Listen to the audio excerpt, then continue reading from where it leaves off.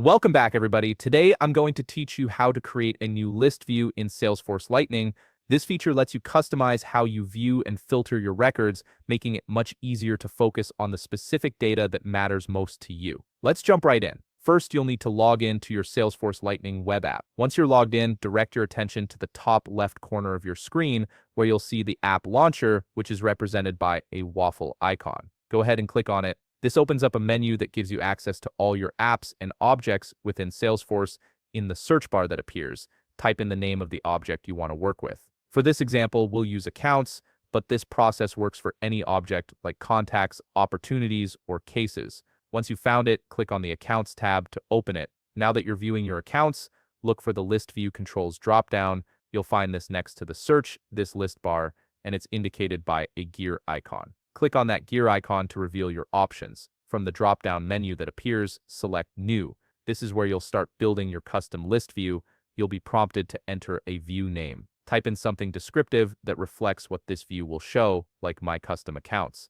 This helps you quickly identify the view later when you have multiple list views set up. Notice that as you type your view name, the API name field auto-populates below it. This is Salesforce's way of creating a unique identifier for your view in the system. Next, you need to decide who can see this list view. Look for the option labeled Who Sees This List View. Here you can choose whether you want this view to be private or shared with others in your organization. For this tutorial, we'll select Only I Can See This List View, which keeps it personal to your account. Once you've made your selection, click Save to create your basic list view. Now it's time to set up your filters to customize what records appear in this view. Click on Filter by Owner, and from the options presented, select All Accounts, then click Done. This ensures you're viewing accounts beyond just those you personally own. To add more specific filtering criteria, click on Add Filter. This opens a dialog where you can define exactly what records you want to see. Select the field you want to filter by, for instance, account record type. Then choose your operator,